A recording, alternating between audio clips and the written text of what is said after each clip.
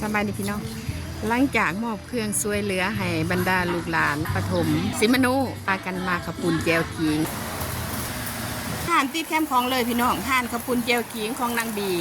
ชื่อท่ากลางน้ำเลย อ๋อแมนว่าคือพระธาตุกลางน้ำเลยได้นี่ข้าพเจ้าได้มาเถื่อทำอีได้นี่ซึ่งกับพระธาตุกลางน้ำเลยได้นี่นะวิวสวยงามมากมื่อนี้มาพบห่านขับปุ่นแจวขิงอีกห่านหนึ่งวิวสวยงามพี่น้องผู้ใดยังนำมากก็ได้เด้อวิวสวยงามร้านที่นี่หลังจากไปมอบเครื่องสวยเหลือให้บรรดา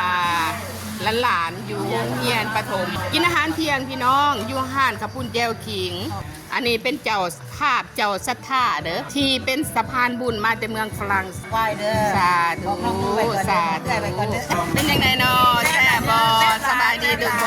นอ๋อมีครบรสชาติเด้อมีครบรสชาติค่ะบ่มีฟอนละมงละบ่แล้วใดลาวเฮาใดอันนี้เป็นประเพณีของลาว